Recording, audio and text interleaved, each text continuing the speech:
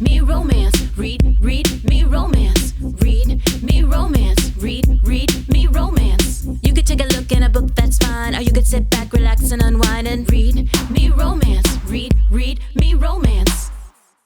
Welcome back, lady listeners. Hey, lady listeners. We have a brand new book from Lara, Kinsey called Budding Romance. And I'm super excited to have her with us. She was so sweet over emails.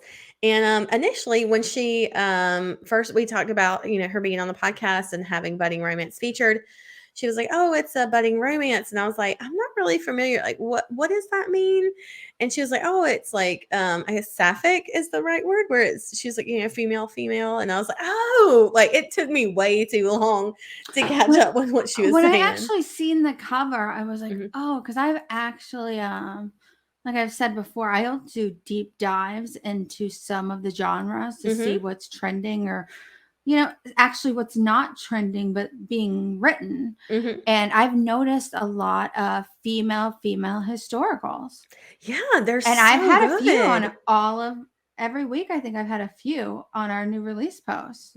I've been putting them on there because it's hard for me to sometimes find female. So I can find a ton of male. Yeah, but when I find a female, I'm like, this one is making the list, because sometimes I'm like, I can only put so many books on this gigantic list. And you've got a section on there that's like the LGBTQ section where it's like you'll include like all kinds of romances in that section.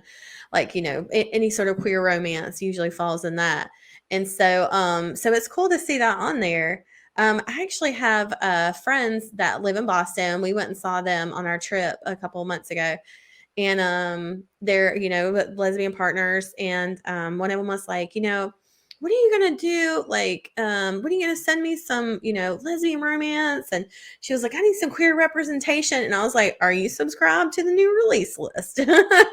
I said, because there's something on there every week. And she was like, no way. And so now what I do is each week I go through, when you do the new release post, I'll see if there's, any kind of book on there I think she'll like, and I'll send it to her, especially if it's an audio. She loves that. So one thing I looked at when I went through Lara Kinsey's Amazon page is I looked to see she's got a ton in audio, which is great. I love that. And, like you said, there was a lot of historicals that were, the lesbian romance, female. So that was really cool to look at. I wonder if it's, because that was just an impossible relationship to have back then, but women could have best friends. And they could, essentially be old spinsters, and live with their best friend. Like, okay, that's totally. So I think, a lot of women back then were hide. just like, they're like, oh, we never found a husband, we lived together. Yeah, we're just gonna be old maids together, sure. Actually, so when I lived in my childhood home, it was like a weird, I didn't know fact was across and over her house was two ladies. They lived in this house. And every time we went to their house, they always bought my Girl Scout cookies or whatever my thing was. And they had a swing outside, and sometimes I would just stop and I would swing in it. And I always assumed they were together. Like, I never asked it. I never, you know what I mean? I had a gay uncle, even though that wasn't talked about a ton back then. But so I just assumed it in my mind. And then my friend Josh comes over to this house where I was like, yeah, this is my childhood home. And he's like, yeah, my grandma lives right there. And he points to the house. And I was like, oh, is she a lesbian with the other girl? And he died. He was like, if she knew you thought that, because I guess she's super religious. Really? No, she wasn't gay. Oh no. He was like, she would be mortified. Really? Oh yes, my God. He was like, she's actually married to the house behind her, which I know because he always had race cars in his house, in his driveway. But they just didn't want to live together, and they didn't believe in divorce. What? He's like, she's married to the man in the house behind. That she always mowing with the her woman. lawn. Yeah. But she lives with her friend. But her and her husband don't even really communicate. What if she really was a lesbian? And it was like, I said that to him. I said, I'm just telling you, Josh, I thought for a very, very, very long time, your grandma was a lesbian. And y'all just may not know. Uh-huh. Oh man, that's too much. Oh Mm. wow, I don't know what I would do. I'd be so scandalized. I had two great aunts. They were my grandfather's sisters. And they lived together their whole lives. They neither one of them ever got married or ever had kids, but they were sisters, and they were the cutest little old ladies because they were both short and round, like a little lemon. They were just, and they had the whitest, thickest, prettiest hair. And anytime I went over to their house, they were always knitting and stuff. They would like knit us booties for Christmas every year, and they were just really sweet. But everybody called them old spinsters. It's super interesting for me to see how things have changed and the progression, especially of women not having a tolerance. And I just Yep. adore when I see these women that get these 1 to 2 bedroom apartments and condos, and like their living room is actually their fucking bedroom Yeah. in front of the fireplace Mhm. and Yeah. everything. And then one of the other bedrooms is their closet, like a Yeah. whole fucking bedroom. They're just living And their the best other one is the lives. office. Mhm. I'm like, women are just like, I'm good. Yeah, we know I'm what the doing fuck my we're thing. doing. I like it. I saw an article the other day where now it's like divorced moms are moving in together, and they call them I don't know. It's like condominiums, like condos and mom together. It's like mom dominiums or whatever. I don't know what they're called, but it's basically the divorced moms, it's the moms and the kids will buy a massive house, Mm-hmm. and they will all live together in it, and they will just keep a house together with the kids in this like mansion. And I was like, you know what? This sounds like an idea I could get I think behind. we've mentioned it before. Yeah. Me and my Mhm. dad have talked about it. I said, I'm not in this rush to get these kids out of here Yeah, or for for sure. them to. Why are you going to go rent an apartment that Mhm. you're making no money back on? Who cares if you're 25 or 27 and you live at home? I actually think it's stupid to Yeah. not be paying for whatever if you have the option to be Yeah, here. yeah. Yeah, if you don't mind staying at home. Yeah, I Yeah, mean, if that yeah. is an open Mhm. option and you Mhm. have parents that aren't jerks, Yeah. that why wouldn't Yeah. you? It seems And like there was more of maybe it's a generational thing, but it seems like in the past there was more of a definitive, you're 18, you're out, figure it out on your own, you're not in this house anymore. And I just don't know if it's just a a generation thing that's changing, or we're just seeing that that's not financially feasible for kids anymore. Well, I think there was a huge push for that, and then the millennials went out. We were told we had to go to school. We were told I was lucky that I didn't have to pay for mine, so I didn't get stuck with a debt. And then people are stuck with this debt, and they can't get jobs, and they're barely making it in their apartments, and they're working crazy hours, and for what? So now it seems like, the millennials and some of the Gen X that are raising the kids now are kind of a different style. They're like, Yeah. you work for what you work for. Your work to do this. You don't do A, B, and C extra. They're like, oh, such and such is in here. We need you to cover her stuff. Well, what are you going to pay me to do that? Because I'm already doing before people weren't asking for that. They were like, you're supposed to be the first one in the door, the last one out, this and that. And now this new generation is like, or we're telling them, no, these corporations are abusing you. Yeah, let's not glorify the hustle like that. Yeah, you don't have to work that way, or you should be paid that way. Yeah. No, I love it. And I would absolutely enter into a soft romance with a divorcee in a mansion any day of the week. I would give hugs and maybe an occasional kiss and cuddle. I mean, that's as far as I'm going, but I mean, to be able to, live with my best friend in a big house and have all of that together. Yes, that's the dream right there. I can see how that would be appealing, even in like the 1800s, I know people are always scared to go to some retirement homes, but sometimes I see them and I was like, I think that would work well for me. Like if my husband was gone, Mm-hmm. to have, or because I would just isolate and stay at my house. Yeah. Where if I was in this apartment condo thing and I could open the door and walk 10 feet down and play bingo or It's cute. You think talk your with a few kids are going to let you girls. be alone, though, right? Yeah. It's cute. Well, You we'll think they're going to see. be like, yeah, okay, mom, we're going to send you to a nursing home. Not a nursing home, but like I could see No, I not know, wanting like a to be in a retirement big community. house anymore. I even say that to Rob now. I'm like, these kids are about to go and we have this giant ass fucking house. Don't even use the basement will be used. Yeah. And Yeah, and you would think your parents, when they moved out, they would downsize, but yet they built a house bigger. I was like, they, okay. yeah, they built a house bigger. I think that my dad thinks that I'm gonna move in there one day. I really think he Into the house with him. Maybe he will. Yeah, I don't because it has a mother-in-law and quarters Oh, and okay. stuff Yeah. like that. Like I don't know. Ask him what he thinks his plan is. That's a good idea. So what's his plan? His plan changes all the time. I'm like, I'm going with the flow. I have a couple of female recommendations. One of which we had on the podcast by Ella Good.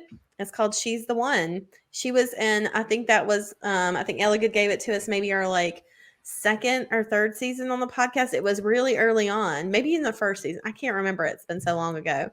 But she wrote this really beautiful lesbian romance and it was on the podcast and I loved it.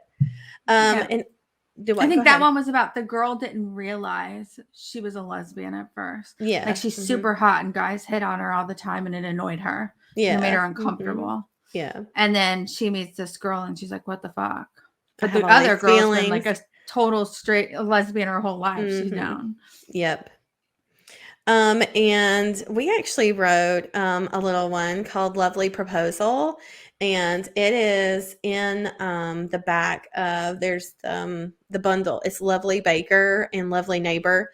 And this one's Lovely Proposal. It was just a bonus side story. As we were writing Lovely Neighbor and Lovely Baker, there was a sister to one of the guys, and she's in it. And throughout the books, she's kind of like having this argument with her brother about when she's going to propose to her fiance or to her girlfriend. And so they kind of like jab back and forth. And by the time I got to the end of the book, I realized that this sort of was still open, that there wasn't resolved, like what was going to happen. And I was like, what if we just wrote kind of a long epilogue about, kind of how they met and then the actual proposal. So that was what we wrote. And it ended up being like, it was totally different, but it was really fun and sweet.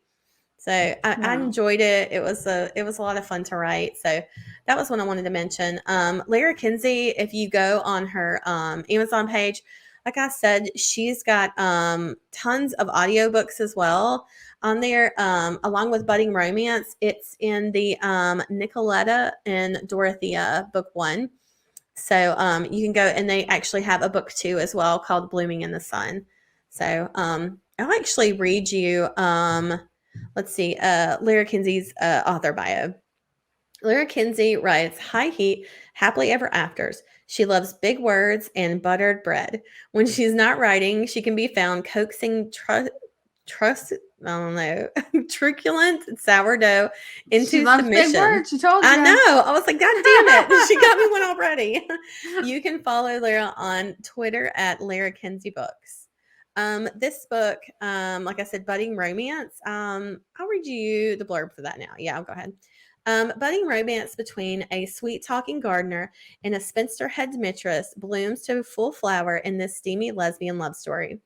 On the cusp of the 20th century, France is where libertines indulge poetic desires. Dorothea has fled the structure of dreary old England for a place in the sun. She's opening a school for elegant young ladies, but it's an experienced lady gardener who has caught her eye. Madame Laurent works with her hands, but it's her words that cultivate Dorothea's fallow heart. It's 9,800 words with a happily ever after. Great for fans who love Olivia Waite or Lily Maxton. So she included that on there too. So if you've read either of those and you love it, there you go. She says Blooming in the Sun is the sequel to Budding Romance. She also has other sapphic romances set in France, specifically Worth the Wait. It's the one that's set in there as well, that's set in France. Lara Kinsey lives in Côte d'Azur. I don't know if I'm saying that right. It's a province in France. I had to Google it, where Budding Romance is set, and it's her favorite book series. The Kindle edition of her 1930s romance, Trouble and Strife, will be free June 20th through the 24th. It features an extremely gentle brawler exploring sobriety and an ambitious chocolatier with chronic pelvic pain. Her giveaway this week, which I absolutely love, is a $50 gift card to the Rip Bodice, which I think was like such a great gift card. I was like, holy shit, I told her, I was like, that's an incredible idea. That was so outside the box, but yet right in the center of the box. She nailed it. So you make sure you sign up for her newsletter so you don't miss anything. And you can find her at, again, like I said earlier, on Twitter at Lara Kinsey Books. And we'll include all this in the show notes along with all her good stuff. And every book we release has the author has a page with all their stuff on it. Yes. So if you just go to Read Me Romance, and you can look at current audiobook, past audiobooks, upcoming audiobooks, find her on there, click on it, and it's got the links to everything on the page. I did want to mention something really quick before we go into the audiobook. I forgot about this. I have a lady listener email. I actually got this yesterday. It was in the spam folder. But she said it was because she had ordered a book. I had sent her a package, and she said, "Hey, I received my package. I'm so happy. I'm not sure if this is the right email address or not, but I wanted to recommend a book series to Leah. I loved her recommendation for Badass Female Cop, Tracy Crosswhite series." That's the one I've talked about several times. Tracy Crosswhite series is written by Robert Giuliani. I don't normally like female-driven books written by men. This is one of the exceptions where I have enjoyed the series. I do think maybe, it could be, I would probably write it differently, of course, but, it's still really great. It's a fantastic premise. The book is like 6 or 7 deep, and I'm still reading them. So obviously it's so good. And the other one she says that she mentions that I've talked about endlessly is the Kemstone series by Angela Marsons. These are not romances, though. They're just female detectives, and that's what the stories are about. They are just incredible heroines. Angela Marsons is such a fantastic writer. The Kemstone series, I think I'm 16 books in that one, and I will read those until my last breath. They are so good. She wanted to mention, this lady listener says that if you like those, then you will love the D.I. Hillary Green by Faith Martin. And again, we'll include all this in the show notes if you're just driving around and you don't remember. But I've downloaded it. If you have Audible, it's part of the lending library. So it's free to listen to the first book in that series. And so far, I did the sample on it because I have a couple other audiobooks I'm listening to right now, but I added it to my library. So it's the Hillary Green by Faith Martin series. So make sure you check that out. And that was our lovely lady listener, Nicole, that I wanted to mention. So, yeah. Nice. Let me see. I think we mentioned everything for Lara Kinsey and all her stuff. Like I said, make sure you check out the enter the giveaway because I'm gonna win that fucker. So if you don't enter it, I'm taking it home. Seriously though, enter it. And make sure you check out the book she has on sale this week too. It's the 20th to the 24th. So that was the one that's called Trouble and Strife. And I said it all already, but she does have tons of audios. So if you love listening to budding romance, then you're going to love everything else, and you can go listen now. I think that's it. Is there anything else? I think. All right, let's send them in. Let's do it. See you guys on the other side. Bye.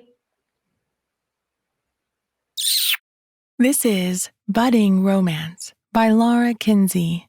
Read for you by Lou Banks. Chapter 1. Winter 1899.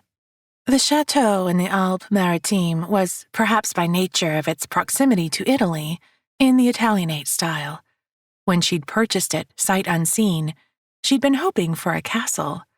This was a grand house, the floor tiles in black and white marble, with soaring columns and arched ceilings to snag the cool breezes. Dorothea looked around her in wonder.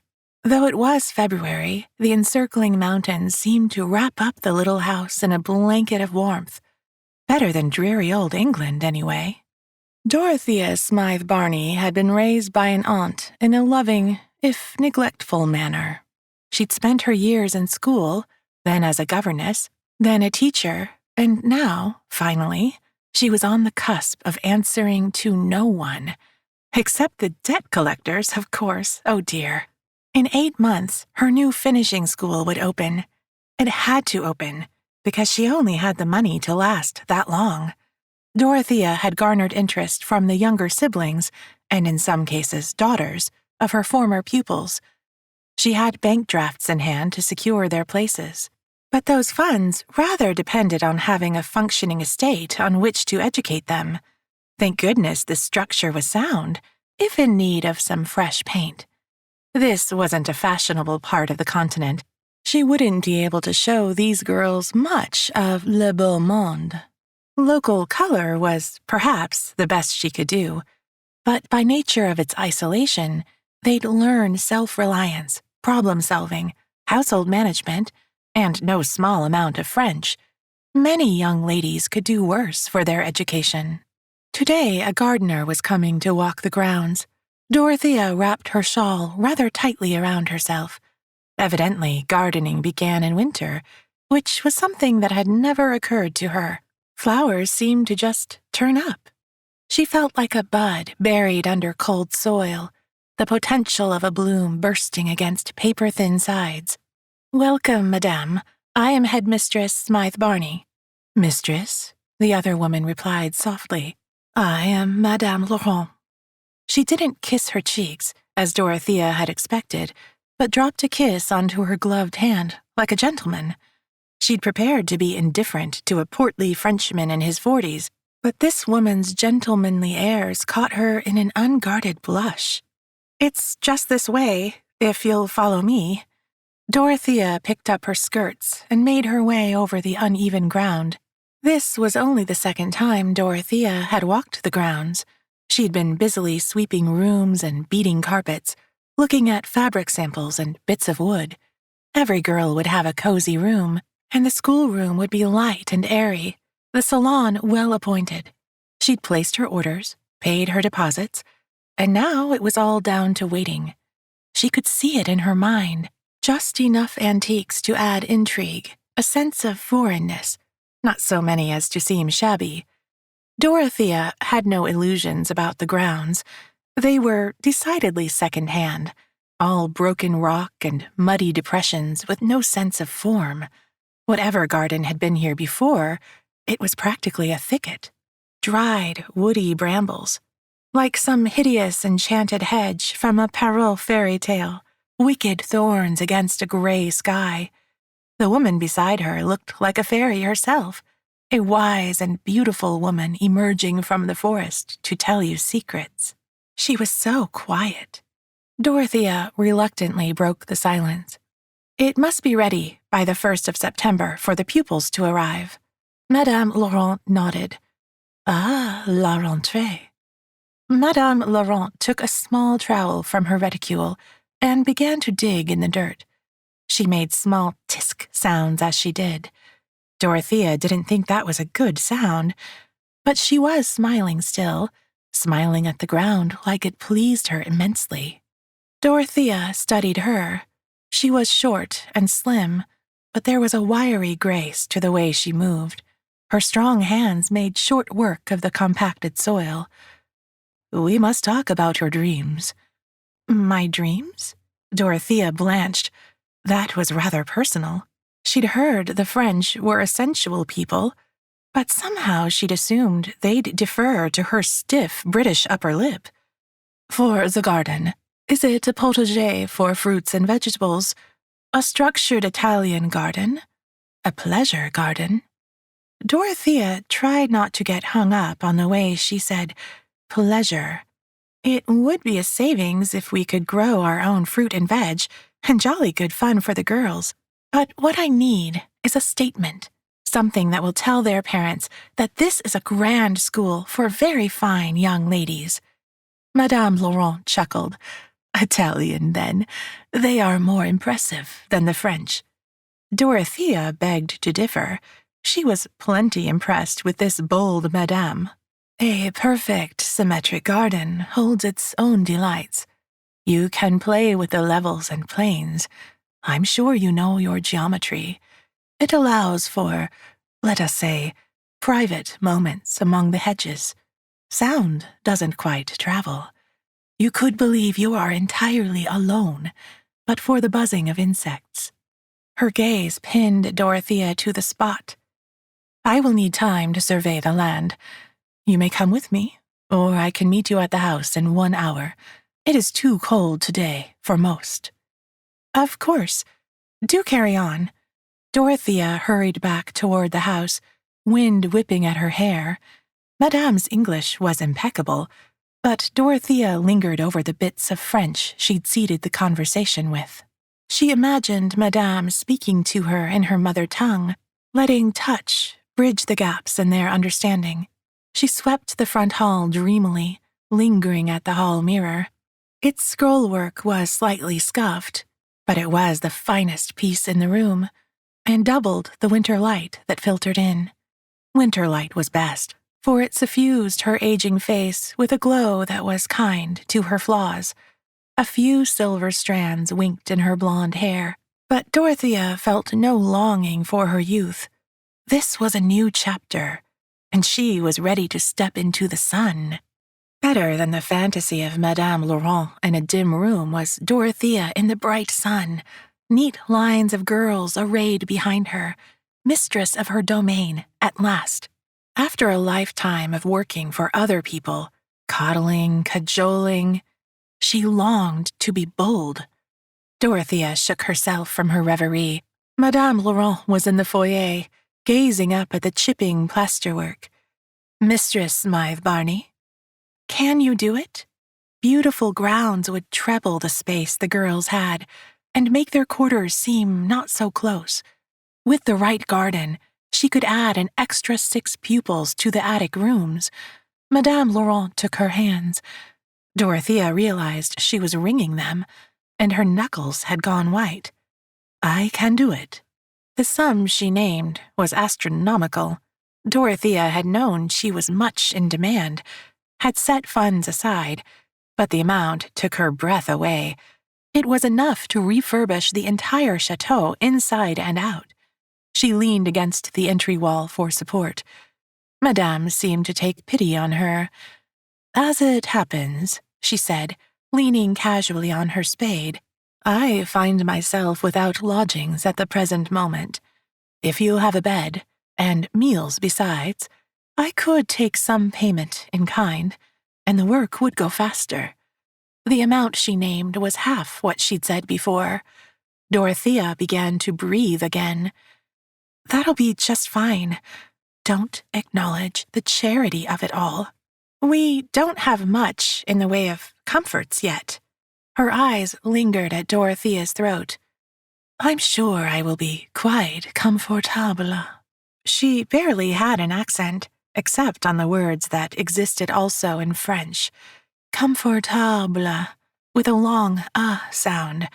It was Dorothea's linguistics training at work, she told herself. She was not hanging on Madame Laurent's every word. "Wait, Madame, are you married?" Dorothea panicked for a moment. What did I agree to? "Not married. Too old to be a mademoiselle." She didn't seem old. Every inch of her radiated vitality. Dorothea was sure anything would bloom readily in her capable hands, but more importantly, her ringless hands. Dorothea was guiltily relieved that Madame was unattached. Chapter 2. What a fine pickle Nicolette had gotten herself into. She'd always wanted to design an entire estate from the ground up, but she didn't need somewhere to live. She owned her little cottage outright. Perhaps she could rent it out. Something about the spindly Miss Mythe Barney reminded Nicolette of a delicate plant, something that resisted cultivation, like wild violet or black raspberries. They needed just the right soil, just the right mix of light and shade, just the right amount of attention to make them thrive. Maybe she was a bit worried about the younger headmistress. She looked hardy, it was true, but she was out of her element. Nicolette knew well that transplant was a dangerous time for a plant. It could go into shock. Maybe she'd enjoy shocking the mistress, come to that. It could be good for her. She'd certainly paid Nicolette close attention. It didn't feel like scrutiny. Nicolette never padded her estimates anyway. No, it was admiration, like a plant turning towards the light. She'd like to unfurl her flower, make no mistake. But this was business. An estate was a real legacy, and even after she was gone, people would remember the name Nicolette Laurent for decades to come. Furthermore, she'd agreed. She had no prospects nearly so enticing.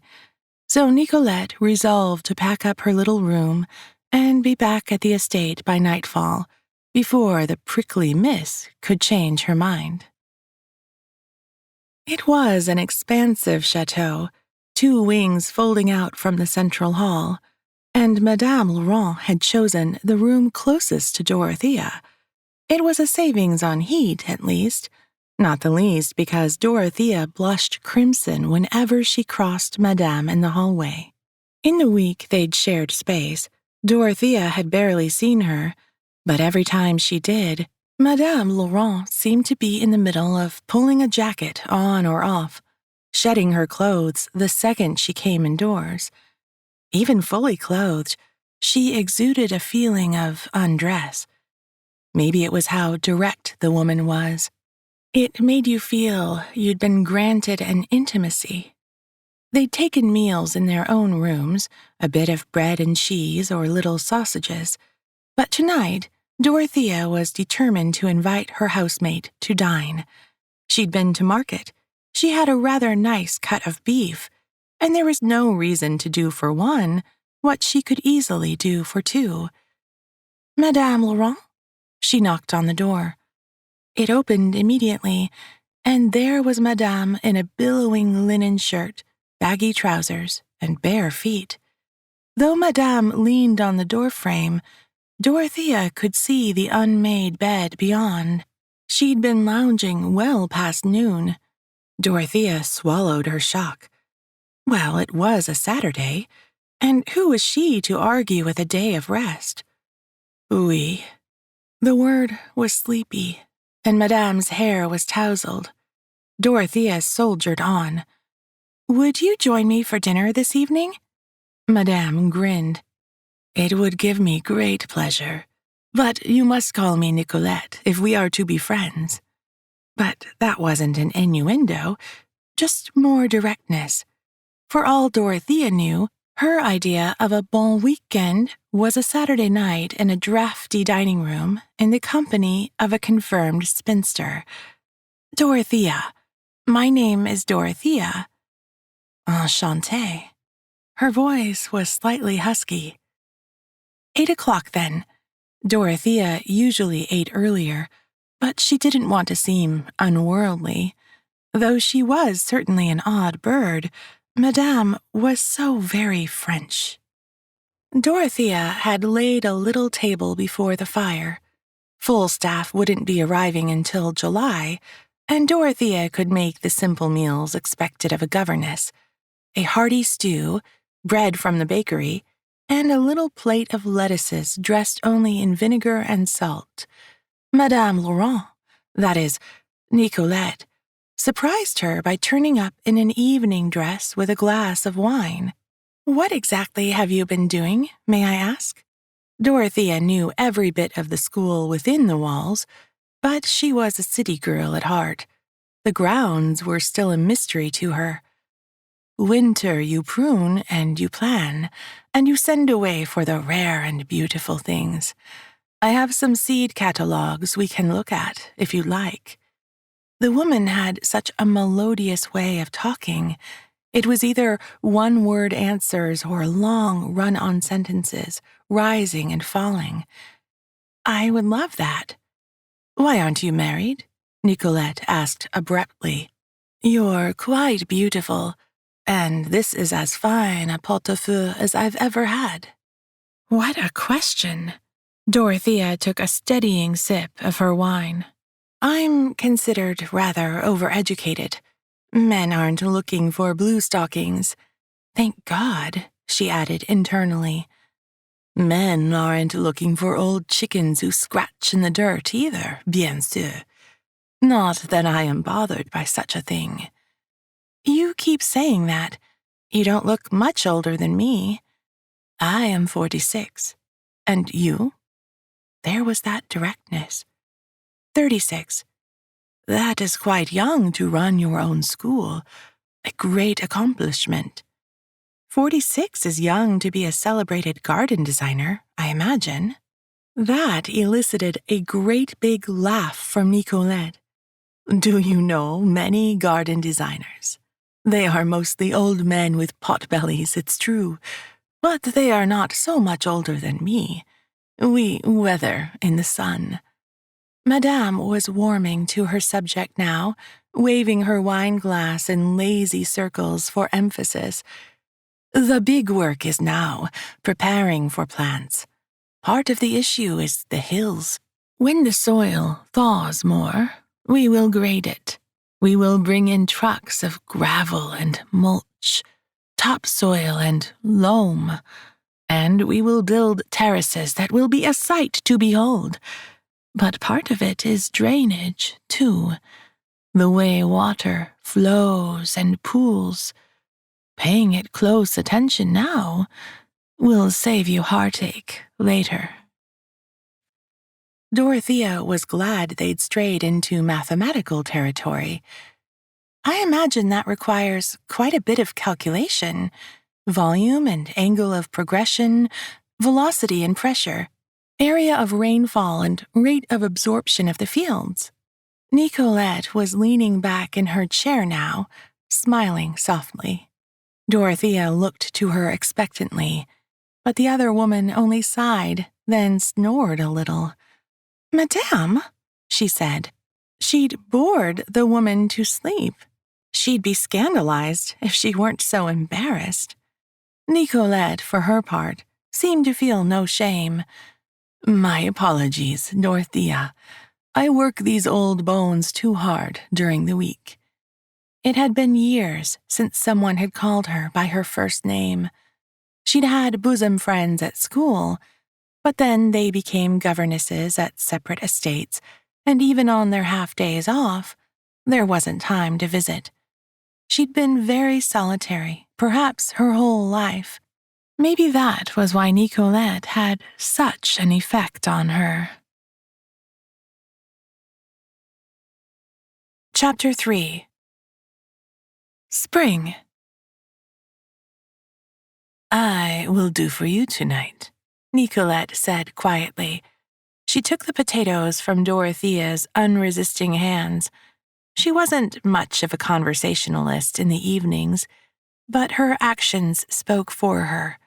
When she returned, the potatoes were crisp and glistening with duck fat and herbs. Little shreds of meat and plump haricots verts completed the meal. It was humble, but utterly captivating. "Do you know the word Moorish?" Dorothea asked. Nicolette was sprawled in her chair, legs over one arm. She really couldn't sit properly if her life depended on it. "Moorish. I do not know this one." "It means you want some more of whatever it is. This is very Moorish." She speared another potato. "I think you are very Moorish, Thea." Dorothea blushed deeply at that. Nicolette was always so suave, so competent. Luckily, she had a few flaws, or she'd be unbearable. Her attempt at pudding was thoroughly inedible. I'm sorry, chère, she laughed. I am no pâtissier. Nicolette spent her mornings pruning, cutting out dead weight, and encouraging growth. No one had touched these plants in many years, so you had to prune back hard to reshape the stubborn forms. When it grew lighter, she surveyed the grounds, striding up and down the steep slope and making notes. She found Dorothea in the front hall, mending bed linens in the good light through the front window. Her head bent low, her lip bitten in concentration, gave Nicolette ideas, to say nothing of her flying fingers. Would you like to join me in the conservatory, ma chérie? Last frost wasn't until the end of April, but it was time to start some of the earliest seeds. They had so many to get through. Nicolette would have to order from the private nurseries in the city, and even then, call in favors from some friends. Dorothea's cheeks flushed, though the serious mistress didn't raise her head. I will join you there momentarily. I'm nearly done. Plants like when you talk to them, even if they don't understand. So too did Dorothea thrive under Nicolette's French endearments. She found herself growing ever more florid in her praise. We will plant the flowers together with the plants, in raised squares like these. She hefted a wooden frame. She ordinarily ordered these from a carpenter in town, but she knew Miss Smythe Barney was being economical. Nicolette had spent her day off making these, and if they were less lovely than the purchased ones, they wouldn't be once they overflowed with produce. Flowers and plants together? That seems to invite frivolity. I want my girls to understand the serious business of household management, not make daisy chains. This is where we disagree. Beauty is always of use. Nicolette pitched her voice low just to see that blush bloom. Too easy. The flowers encourage the vegetables or keep off the insects. Some of them you can even eat. She held Dorothea's eye, resisting the urge to grin wickedly. Dorothea lowered her eyes. Nicolette opened her notebook wordlessly. She held out the planting diagram she'd carefully colored. Dorothea lit up, and she met Nicolette's gaze in a real smile. Come here, and I will show you how to enrich soil. Dorothea raised her voice. I hear chicken manure is a great improver. Nicolette made a note in her little notebook.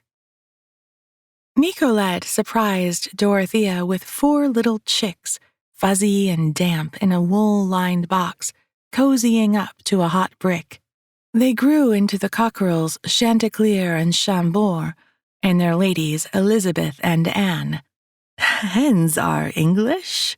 Nicolette had laughed, but their feathered chests looked so like the puffed-up society matrons, Dorothea couldn't have done otherwise. The thing about gardeners is they're patient. Dorothea still wasn't leaning towards Nicolette, but she could feel their roots intertwining. Finally, the big changes were starting to take shape. Dorothea still didn't realize the scale on which Nicolette had been working. Their days were still so separate, for all the shared intimacies of evening meals and squeezing by each other in the hallway. Nicolette organized the delivery of pea gravel by the cartload. She brought buckets of water and wet it to tamp it down. It turned an ugly orange that had Dorothea wrinkling her nose. Don't worry, Nicolette hollered. She will be as gray as a dove's wing. The crew of young French lads laughed uproariously at that. Nicolette still had on the dusty workman's blues common in this part of France. She could have blended in with the vendors down the market. In these sunny fields, she stood out. The lads around her, young as they were, towered over her, but they all bent towards Madame's jovial smile. That night, Madame was so bone-tired, Dorothea brought a plate up to her room. "I am sorry, ma petite chouette. That's the last of the back-breaking work. I will be better company tomorrow." "Of course," Dorothea said as the door closed before her. She wouldn't be melancholy. She'd plan something for tomorrow. Chapter 4. Dorothea set out oysters and chipped ice, a pale orange wine, and the little plates and forks the French had for eating such things. They liked to pretend they were less fussy than the English, but every Frenchman she'd met had very precise opinions about how to do things. Dorothea had come here to flout the rules and found an entirely new set. Maybe that was just the way of it. Because of the rule, she had mignonette, a chopped herb and shallot sauce whose recipe the fishmonger had pressed upon her as less of a favor and more of a demand. Oysters were served with mignonette, always. Madame tucked in with every sign of enjoyment and made an effort at conversation. Dorothea let herself embrace the sensual slide of the oyster down her throat. She wouldn't mind a little good English horseradish, but they were exceptional, briny and sweet. Madame was chattering away. "All the yew hedges are coming in well. I think I am something like a yew, for they look so gangly and disheveled up until they don't. I am not so tall, but perhaps I am not done growing." She was winking and joking and carrying the conversation entirely on her own, and Dorothea took the effort to heart. This wine was too easy to drink, and it was making her brave. "What flower am I?" Pink clover. It's a green fertilizer. When it dies down, it enriches all it touches. It makes honey sweet and cream and all manner of good things." Dorothea had still been unsure of their connection, but the way Madame said cream and good, there was an emphasis that was down to more than just her accent. Dorothea caught Madame Laurent's eye. There was no mistaking the invitation. She reached her hand across the dinner table and set it lightly, palm up. Nicolette drew it up to her lips for a kiss. The older woman looked triumphant. Dorothea had half a mind to knock her down a peg, leave her mewling and begging for more. "I will be gentle, Thea. Doucement. You can keep yours sweetly. I imagine we're both accustomed enough to bed sport that we can dispense with some of the polite fictions." Nicolette trailed after Dorothea in astonishment. She was positively marching upstairs, and so Nicolette followed, half-finished glass of wine still in hand. These many months, her bed had been cold and unwelcoming, but now she was in Dorothea's room, and her bed looked inviting, for all that it was severely made up with sharp-cornered sheets and starched pillows. That bed needed rumpling, and so did Dorothea. Nicolette sat gingerly at the end of that proper bed. "And now?" she asked Dorothea. To Nicolette's surprise, Mademoiselle Dorothea was no shrinking violet. The proper school-marm pushed her to lie back on the counterpane and undressed her with startling efficiency. Nicolette grinned to herself. She was rather used to doing the ravishing in her encounters, and it was a refreshing change.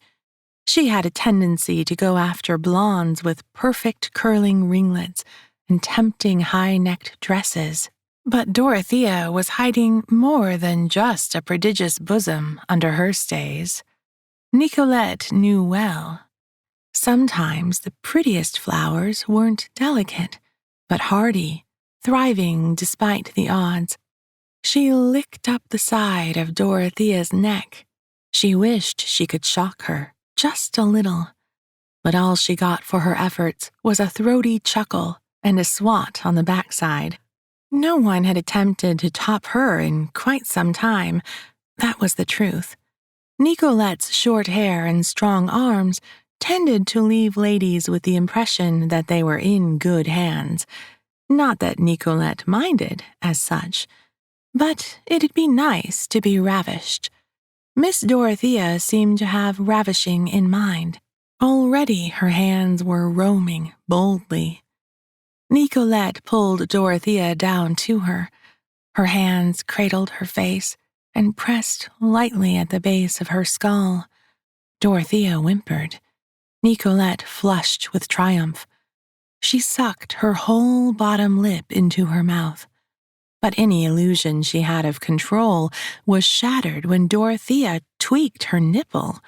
Nicolette yelped into her mouth, and she could feel Dorothea's silent laughter, even as their lips tangled wetly. Dorothea's fingers played at her hip bone. She splashed a little of the wine into Nicolette's navel and tongued the pink drops from her taut abdomen.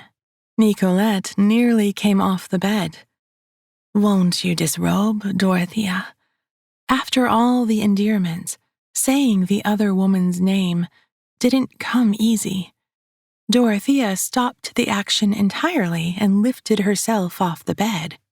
"I forgot myself." Nicolette felt a spike of worry. Had the schoolmarm reconsidered? Dorothea looked over her shoulder. "Don't just lie there. Help me out of this dreaded ensemble." Nicolette was only too happy to comply. When the interminable buttons had been unhooked, when the corset had been loosened and lifted away, when the various vests and undergarments had been shucked, finally they were skin to skin together. Where were we? Dorothea didn't wait for an answer. Not that Nicolette could speak. With their hips aligned, the taller woman's endowments were precisely at eye level, and Nicolette had her hands and her mouth full of soft skin. Dorothea was rubbing her clitoris in lazy circles with the heel of her hand. That broad friction was a revelation. Nicolette arched towards her. "Could we make things more... I do not know the word." She drew Dorothea's fingers to her entrance. Her body was charged with arousal, but her garden needed watering. That's all it was. Dorothea's elegant gilt-edged bedside table produced an elegant glass bottle that proved to be lubricant. "Mademoiselle!" Nicolette was amused but grateful. If the assertive lovemaking hadn't been enough to go on, this made clear. Dorothea was a practiced hand at this. "You're quite welcome." Despite that proper response, Dorothea busied herself slicking them both. Nicolette pulled Dorothea's hips toward her, bringing her up to straddle her face. For as severe as Dorothea could be, in the bedroom she was lushly feminine, purring and dripping with moisture, with little soft curls upon petal-soft skin. She buried her nose in the blonde curls, seeking out the center of her pleasure. She thought to ask, "Do you like to be touched inside?" "Not so much. Do you?" "Yes, if you like to do it." Dorothea needed no further encouragement. While Nicolette lapped at her, she bent towards her task again. Thank goodness Dorothea had the advantage of height. One hand stayed at Nicolette's bud, grinding out a sensual rhythm. She held her middle 3 fingers together, working at Nicolette's entrance and gradually widening. The stretch was glorious, but even more glorious was Dorothea above her, regal as a queen and blushing down to her nipples. Nicolette was merely following where she led. Her mouth followed Dorothea's rhythm, for there was no escaping the clench of her thighs. She trailed behind as best she could, sucking and licking and whispering little endearments that were doubtless smothered in the juncture of Dorothea's thighs. Her crisis was building. Nicolette squeezed her eyes shut and surrendered. You make love like it's your job.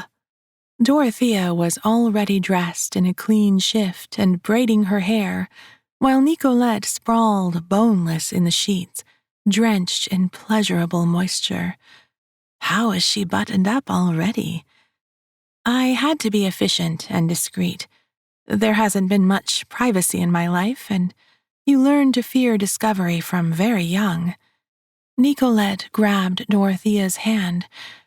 I am going to take you outside. I've been outside. I know you think plants are terribly interesting, but some of us have other things to do. No, chérie, I am going to take you outside. Nicolette moved her hand lazily over the cotton of Dorothea's shift. She pressed a thumb into the juncture of her thighs. I am going to lick your tight bud, there among the flowers. Dorothea's eyes widened. She didn't look so composed now, little wisps of hair plastered against her neck. Neither of them was young, but in the candlelight, Dorothea looked lush and ripe.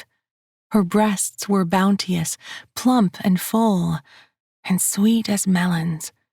Nicolette buried her face in them, and if she was smothered to death, she'd die happy. Chapter 5. Summer. The summer days passed quickly. During the week, she barely saw Nicolette, so early did she get up. The first time Nicolette slipped from Dorothea's bed without so much as an adieu, Dorothea had to admit she was slightly hurt. But by the time she sought Nicolette out, she was knee-deep in manure and beaming hugely at her. She couldn't possibly be unwelcome.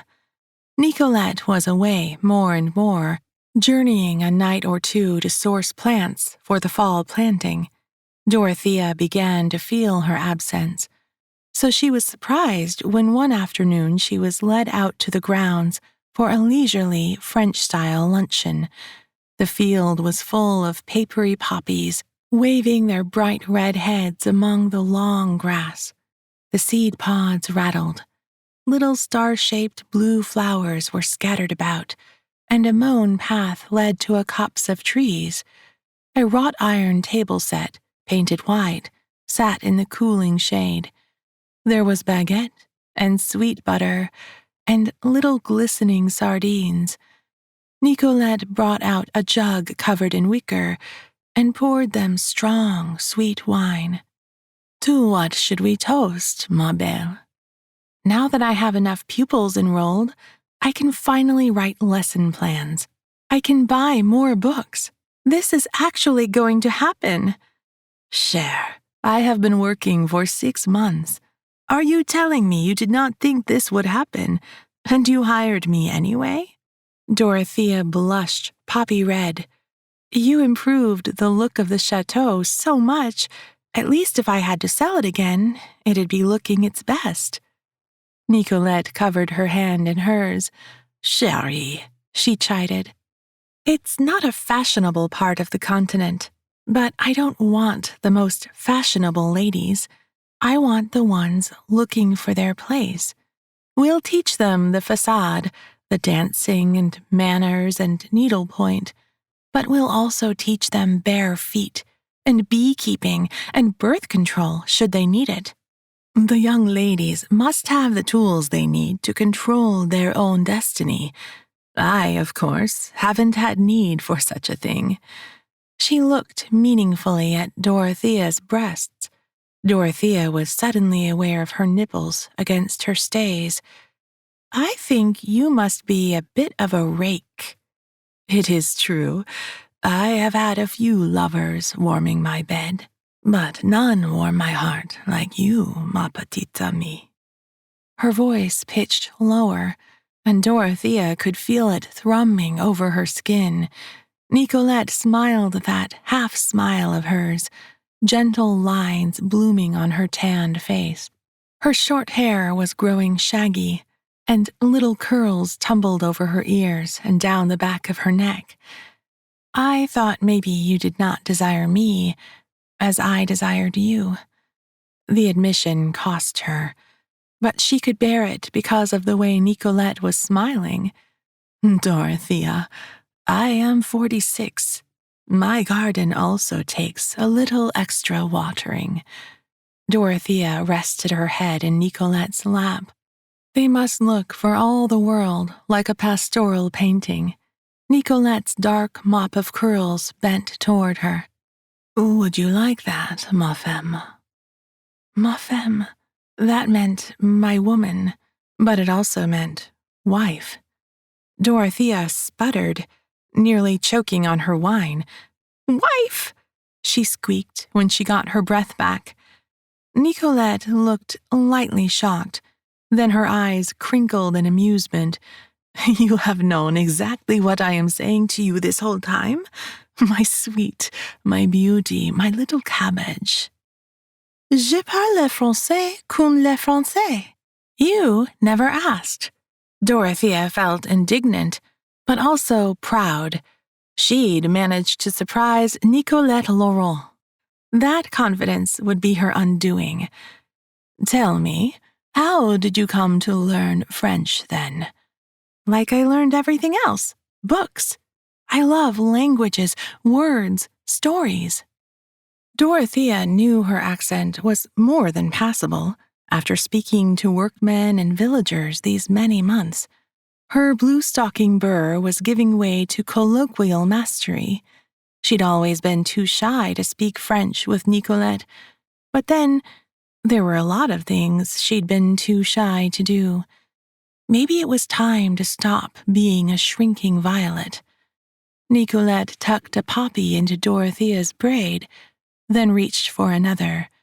She'd be crowned in flowers at this rate. The gentle workings of her fingers against scalp was so soothing, and the humming of the drowsy bees in the warm glade lulled her into openness. She closed her eyes. Nicolette kissed her closed eyelids, one after the other. So, tell me true, what is it about words? Dorothea sat up reluctantly. They have branches, you know. They grow and are pruned and shaped, and they intermix until you have a garden of words all grafted onto the same rootstock. Such as glamour and grammar. You know these words? You are glamour, cher. All that is beautiful and glittering. Dorothea blushed, but she wouldn't be distracted.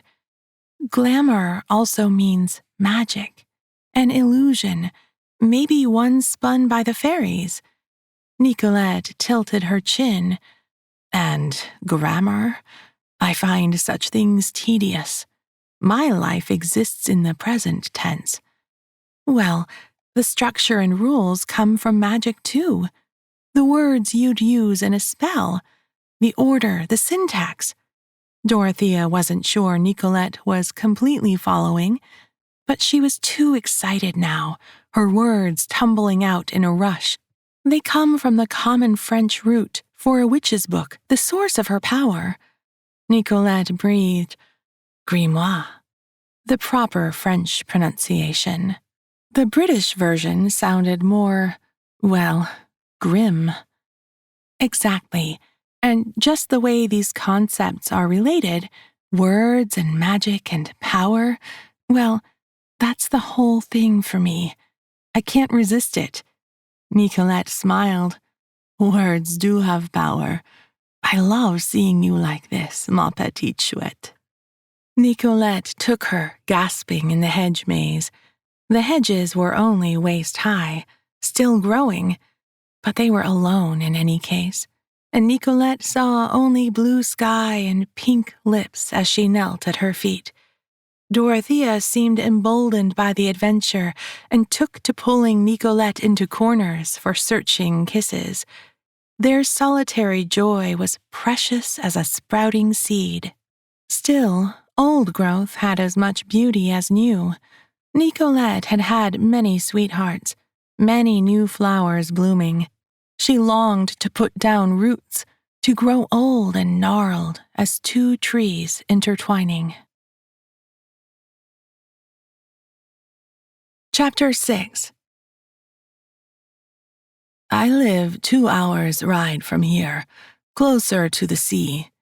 Nicolette gestured without looking. She had such a sense of place. Dorothea was still struggling to remember which way the grand house was. It will be August next week. No Frenchman works in August if he can help it. Come with me for 2 weeks. 2 weeks, no work. Such a thing rankled after a lifetime of hard graft. Still, Nicolette looked so hopeful.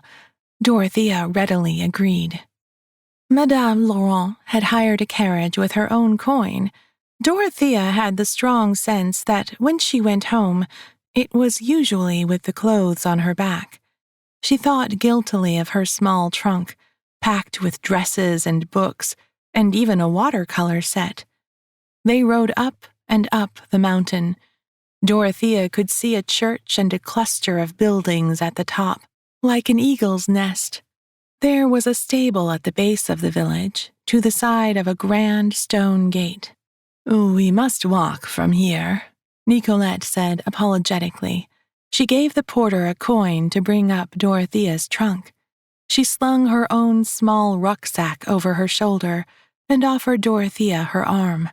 Dorothea took it gladly. The streets were steep and full of round stones worn smooth and slick. Besides, gawking at everything, she was liable to trip. The scent of wisteria hung heavy in the air. Whole buildings were shrouded in it, pouring down the facade in tangled waves. Small entryways beckoned. A few were tiny shops selling perfume in glass bottles, but mostly they were homes. Beyond the metal grills, she could smell smoke and hear laughter. Entire streets were barely a few feet apart. She wasn't sure she could fit down them with her padded hips. Dorothea resolved to dress more simply the following day. The air was thin up here, and she leaned on Nicolette more heavily than she meant to. Nicolette surprised her with a particularly fragrant rose, plucked from an urn on someone's doorstep. It was cream white and ruffled. They make perfume not far from here. It's a grueling process, many pounds of roses to make the smallest bit of essence. She half dragged Dorothea the rest of the way to her parents' door. Up at the summit, a light breeze ruffled their hair. Nicolette's traveling clothes were more rumpled linen, open at the throat. Her pulse beat strongly in that tanned hollow. Dorothea fought an urge to lick it. She must be feverish from the sunny climes to let her lust inflame her so on the doorstep of her lover's ancestral home. Come to our table. Welcome. I am Gregoire, and this is my wife, Elena. Gregoire said all that in English, to Dorothea's surprise.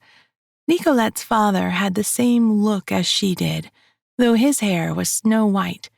He had the same proud jaw, and they stood similarly, hands behind their backs. He thumped Nicolette on the back like a son. Dorothea had been prepared to curtsy, but in the face of an overflowing table, it was clear Monsieur and Madame Laurent didn't stand on ceremony. She was unused to using the Christian names of her friends' parents, but she'd adjust. They were clearly charming company. I'm Dorothea.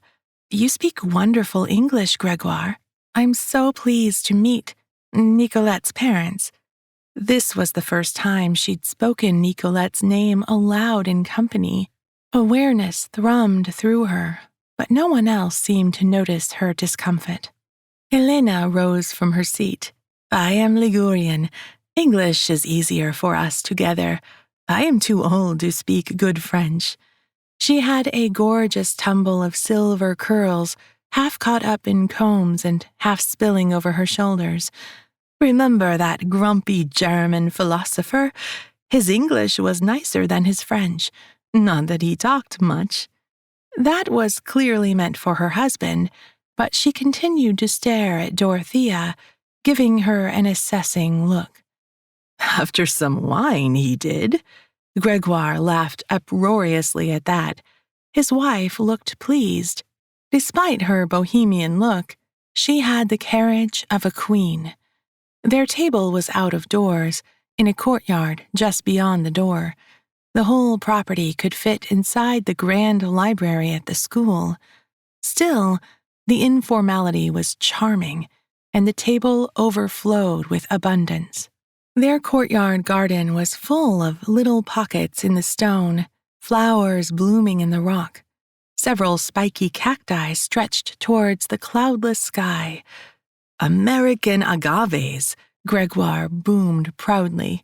"Very exotic around here." There was more wisteria, of course, and jasmine and endless roses. This could be a perfumer's garden. A twisting olive tree anchored the fence. They were at a cliff's edge here, the mountain falling away just beyond their small terrace. The sea glittered brightly in the morning sun, full of small fishing boats. Those small boats caught small fish, and Dorothea was glad to see fresh sardines on their table. Elena served them with lots of buttered bread, and the wine flowed freely. "I take my flowers to the churchyard market. Your countrymen all come here and paint bad watercolors, and I enable them as much as possible." This pointed remark was aimed at Dorothea, who blushed crimson. Nicolette knew she had a watercolor set tucked away in her trunk. "Peace, papa. Let her alone." When they finally retired, it was well past midnight, and the wine they'd drunk lent a rosy glow to the summer night. Nicolette led Dorothea around the side of the little house, down some crooked stone steps lit by the half-moon. It was only a room, really, a wooden door with a metal grill set in it just off the street. Nicolette bounded in, but Dorothea had to duck. It was an uneven step down from the door, and in that sunken little tiled cave was a bed, a small shelf with a ewer of water, and 2 candles burning in heavy iron sconces anchored directly into the rock. The massive beams creaked and groaned. They were right below the Laurent's ancient maison. Nicolette was already down to her drawers, her chore jacket folded over the bedstead. Dorothea began to unpack her carpet bag, not looking at Nicolette. The silence felt weighty. The stone all around, the massive old ceiling, the quiet of the village. Every sound was in sharp relief. The buttons at her collar, the clasps on her busk, the rustle of fabric. But Nicolette was already asleep, still dressed, so she snuffed the candles and joined her in deep slumber. The days passed quickly. Nicolette and Gregoire went on long walks every day, bounding up the mountain in loping strides and returning with pails of water. Dorothea found she enjoyed Elena's company very much, and they spent time in the airy garden, looking at the sea, or reading in silence in the sun. That night, she remarked to Nicolette, "Maybe your mother would teach art to my girls." "I warn you, she has a passion for life drawing." At night, they snuggled close together, and their breath made sweet steam in the cavernous room. Just before the dawn, in the chill of the morning, Dorothea would watch Nicolette in her deep sleep. Her brow was unfurrowed, and she seemed lighter. The mountains suited her. Dorothea accompanied them down the mountain one morning. They stopped at the base so Nicolette could kick a leather ball with some scruffy young boys, laughing and ruffling their hair. She has known them since they were born, Gregoire said. He sat on the edge of the fountain, smoking, and seemed content to sit in relative silence and watch the comings and goings of the townsfolk. Dorothea relaxed on the sun-warmed stone. There was a comfort in Monsieur Laurent's stoic presence, rather like the mountain. She allowed herself to imagine for a moment that she had a father with such abundant approval. Perhaps that was the source of Nicolette's confidence. She was astonished to see Gregoire loading up baskets and rolling carts for their return. "How do you get water up here?" "We carry it, of course." Gregoire slapped his daughter on the back. "How do you think my Colette got so strong?" Nicolette grinned at her father. Dorothea envied their easy camaraderie. "There are rain barrels in the garden, of course, but our drinking water comes from the well, like everyone's. And if we run out of water late at night, we can always drink wine or limoncello." Dorothea realized quickly how little leisure time her hosts had for all their joie de vivre. She determined to help. She couldn't very well carry much with her large petticoats to maneuver, but she gamely took the 3 loaves of bread Nicolette held out. The hefty batards were dark and heavy and smelled enchantingly of rye. They were nearly at the summit when another villager passed by at a fast clip. The wiry woman wore working clothes, just like Nicolette and Gregoire, and a large woven basket affixed to her back. She had short hair gone completely silver. "Bonjour, Dominique. Dorothea, this is Dominique. She runs the taverne. Without her, we would starve to death." Gregoire patted his belly, humor sparkling in his dark eyes. Dorothea could see strings of dried sausages and dark green jugs in that basket. The old woman must be a Titan.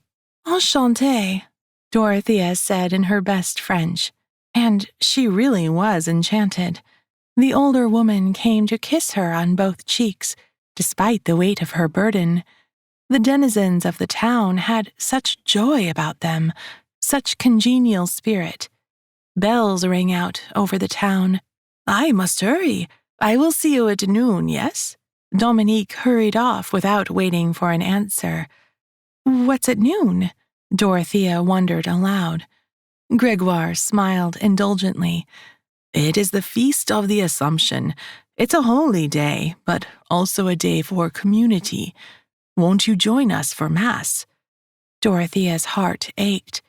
She had 2 days left in this magical place, and she didn't want to spend them in church. Dorothea was Anglican, and her upbringing had been rather strict. She didn't think papists were any kinder to those with her inclinations. Nicolette must have caught her hesitation. She whispered in her ear, "No one will be unkind to you here. My family has been here 3 generations. My village has been here 2 millennia. That's older than this church, and deeper." Dorothea let herself relax into the chorus of voices. She really did feel welcome here. It would be a wrench to leave. Chapter 7. No feast day would be complete without a feast. Of course, there were delicious olives on the table, and more of those curious sausages. There were some oily crackers, thin as parchment, and several small, ashy cheeses. Elena and Gregoire may not cook, but they were generous hosts. Little glasses of anise liquor sent alcoholic vapor into the night. Around the courtyard, vines climbed gamely up the cliff face, heavy with fruit. Fallen berries fermented in the haze, and drunken ants lolled happily below. Gregoire drew Nicolette to the edge of the cliff to smoke small, vicious cigarettes and shout expansively about his grand designs. That left Dorothea alone with Elena among the wreckage of the party. They sat in companionable silence for a time. The candles flickered as the wicks grew long. Elena held out a tin of small meringues, heavy with pine nuts. Brutti ma buoni. Dorothea grinned. Ugly but good. You know some Italian. Elena looked approving. I think spinsters also are like this. Diamonds in the rough. Dorothea knew she was considered a spinster, and she hoped Elena wasn't about to try to jolly her up about it. But the older woman refilled her glass and continued in an amiable tone. By the time we met, I was nearly 40. We talked about philosophy long into the night, and we painted each other, and we planted seeds, and one day we were delighted with our Colette. But I never took it for granted. I didn't need a family that looked like every other one. I just needed Gregoire. Companionship is very special. Dorothea said that in an even tone that she hoped wouldn't encourage too much talk of husbands. She didn't feel like pretending to be disappointed that she was still unmarried. You and Nicolette are inseparable. Dorothea tensed slightly, then relaxed. People applied that adjective to bosom friends all the time. Elena eyed Dorothea. You could also say that Gregoire and I are inseparable. The woman was shrewd. Though Dorothea felt as though the chair had been pulled from under her, there was nothing accusatory in her tone. The old lady tipped more liquor into Dorothea's glass, but she held her eye. Gregoire and I, we are the left and right hand. We are partners, and we are greater together. That is all we have ever wanted for Colette. The night leaned in around them. Will you excuse me a moment? Dorothea left the table, manners be damned, and went to find Nicolette. Dorothea half-dragged Nicolette down the stone steps to their little bedroom. She'd forgotten a candle, and now they were side by side on the bed in the dark. She sat ramrod straight, squeezing Nicolette's smaller hand. She could hear the music from above. They had no privacy in this tiny town, and they'd been indiscreet somehow. Your parents know about us, Nicolette, she almost hissed. The urge to run was strong. Back to her estate, back to safety. 45 people live on this rock, Dorothea. It is not the London ton. It is not thousands of tongue wagging. They know exactly what I get up to. Nicolette's unconcern only inflamed her. How can you feel safe when they know what you are? Dorothea was so dependent on being seen as a respectable miss, the safety of respectability and spinsterhood her bedrock. She'd known, on some level, that Nicolette saw things differently, but she hadn't realized how differently until tonight. Loving her was a risk. I do not have that safety anywhere else. I know you do not. And you think if you go off in the wilderness, away from anyone who could judge you, you will be safe. And you might be. But my community is what makes me safe. Anyone can be who they are here. And people may talk, bien sûr. But when there's only 4 dozen of you, you look out for each other. It is us against the world. I know the French have different attitudes about sex, but you can't expect me to believe we would be accepted as we are. They do not mind, because we are all each other have. There is one communal oven, down on the Rue de Sarrasin. Saracen warriors invaded once a millennium ago, but Sarrasin is also a type of grain. Our streets are named for breads. That bread goes to my table and the little church. We bring water up and down the hill. We make some of it into sweet orange liquor. If someone picks every orange on the trees in the public square, well, they will share the liquor when it's done. I tried suffrage. It wasn't for me. I get lost in a crowd, drowned out, like any plant going up against a mint patch. But here, in these little crevices, I thrive. Every bloom, I fought for it. There is space for us, if you know where to look. I have so much space. I have grounds you could fill with blossoms if you wanted. Your gardens are done, cher. You have no more need of me. You're wrong there, Dorothea muttered. She was feeling sullen. Just one more lover moving on, and here was good old Dorothea, wishing things could stay the same. It is not only what we wish. We must justify my presence. Perhaps you could be an instructor, teach horticulture to the girls. I cannot do that all the time, Nicolette said gently. I cannot burden you with my keeping. But if you were an instructor, we could have a Boston marriage. 2 academically inclined women may live together, and no one will say a thing. I work with my hands, Dorothea. I cannot give that up, not even for you. You want to haul water all your life? Or do you want to make a name for yourself? I know how much you love designing our grounds. Your dreams don't have to be so small. That was petty, but she was feeling hurt. Small has its charms. Who would I be if I left them? People have lived on this rock for 2,000 years. We are only recently French. My father remembers when this land was its own and belonged to its people. We have had earthquakes, invaders, but the people endure.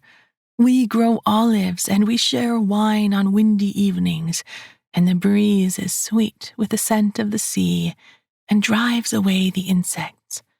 My roof is also my neighbor's roof, and the tiles all touch. I cannot stand alone. I see it, I do. I see why you can't leave them. It really is wonderful here. I know you love them. I just hoped you loved me too. Dorothea tried to swallow the lump in her throat. I would stand with you also. Her breath caught. With me? If you allowed, I could travel. I could work during the week, and I could come home to you at the weekend. Why would you do that? Because I love you, Dorothea, and I think you love me. Oui, Dorothea answered. Let Madame see how one-word answers felt. Nicolette kissed her in the dark. Dorothea could feel her smiling mouth through the kiss. Then she felt strong hands spanning her waist in the dark. Your discretion will be very handy here, Nicolette breathed in her ear. The walls are thick, but noise echoes on the mountain. How quietly can you come? Very quietly. She felt Nicolette's hand move beneath her skirts. Nicolette, may I lick you? Yes. That at least was in English. Perhaps Madame wanted to be sure to be understood. Still, with the one-word answers. How can she be so stoic at a time like this? Dorothea would just have to make her abandon her composure. There was a rustling, and then Nicolette was guiding her to bare skin. Dorothea pressed her mouth against Nicolette. She urged her higher, lifting Nicolette's hips in rhythm with her working bottom lip. She frigged herself through her skirts. She felt Nicolette's fingers twining through her hair. The pressure set her nerve endings alight. A moan escaped her, and she smothered it in Nicolette's neck. I love you, Nicolette whispered. Je t'aime, Dorothea whispered back. Sated, they fell back on the bed, and Nicolette folded her arms around her to whisper in her ear. In the summers, with no girls to mind, you could come with me, and perhaps on holidays you could come here with me. I have no other family. There's no claim on my Christmases, as of yet. How lonely she'd been at school, when the other girls left for plum pudding and noisy families. We drink hot white wine at Christmas, as the Italians do. I think you'll like it. They returned to the party flushed and rumpled. Dorothea felt a wave of affection for the people arrayed through the garden and in the streets beyond, for all the lit windows and raised glasses and crumb-strewn tables. Soon all of them would return to work, all French people picking up their spades and plows, their brushes and pens. But for now there was wine, and music wound through the village like a long thread, binding together 45 hearts. Chapter 8. September, la rentrée. Dorothea held her breath as the first carriage pulled up, discharging 2 beautiful sisters and their stately mother. Marian was an old girlfriend, in fact, but Dorothea had barely heard from her all this time. She was thrilled to be embraced with warmth, and both girls curtsied prettily. My daughters, Miss Arundel and Miss Sophie Arundel, please meet Miss Smythe Barney, the cleverest woman I've ever known. You will be in good hands, I'm sure. Dorothea smiled at the girls. You are the first to arrive, so you may run along and choose your rooms. The girls raced ahead, hat ribbons flapping, while she offered her arm to Marian to walk to the house. It is so good to see you, Marian said. I think she really means that. Dorothea was surprised to find their easy complicity still existed. She thought she was being left behind by the girls she'd known, but maybe it was she who had held herself apart. Perhaps she could have friends again. As they neared the house, Nicolette emerged from the kitchen garden. She was in her shirt sleeves and smiling so brightly. Ah, said Marian, stopping in her tracks. A member of the staff? A special friend. Marian squeezed her arm. Good. I always hoped you'd have someone special. Is she as strong as she looks? There was mischief in her eyes. And gentle, too, Dorothea confessed. Marian tapped her on the shoulder. Just what you need. She left Dorothea on the path and went to introduce herself. Propriety be damned. Dorothea watched her new lover kiss both cheeks of her first lover and felt unaccountably joyful. She watched them laughing together, but Nicolette kept her eyes on Dorothea. Understanding passed between them without words, and somewhere beneath, roots intertwined. This has been Budding Romance by Lara Kinsey, read for you by Lou Banks.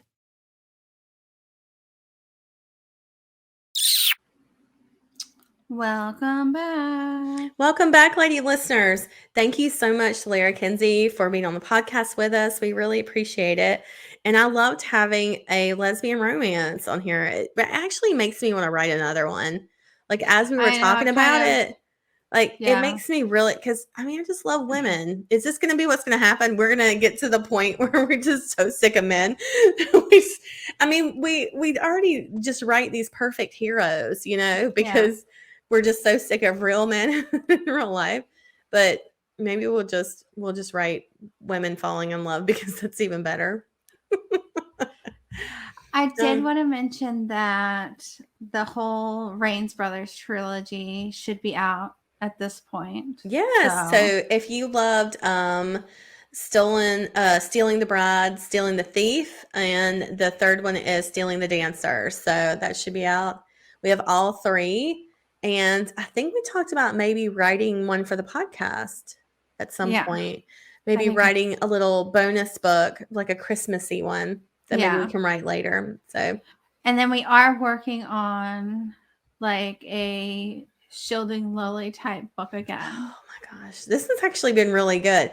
I was surprised because, we talked about it before. We're like, what if we kind of wrote, because the thing that people love the most about Shielding Lily, if you've read it by Alexa Riley, the story is like half of the book.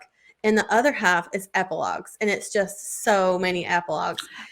And because they're so young. Like when you they're read very these young. high school, new adult, like in college, you don't get like some of these life experiences. And sometimes it's fun to read that from a couple, to live in the love for a little bit. Absolutely. And so that's what you get to do with Shielding Lily, is you get to experience these big life moments with them throughout the years until they're much older and later, and they've had kids and they're together. And it's to live in the love and roll around, and there's no drama. It's just sweet, sweet, sweet.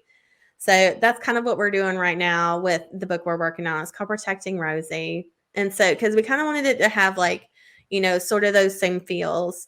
And it's been really fun to write. And I've been surprised as we've been writing it, there's been kind of more that's unfolded with the story, and it's given a little more. And I'm like, oh, it's a sweet romance. It's going to be great.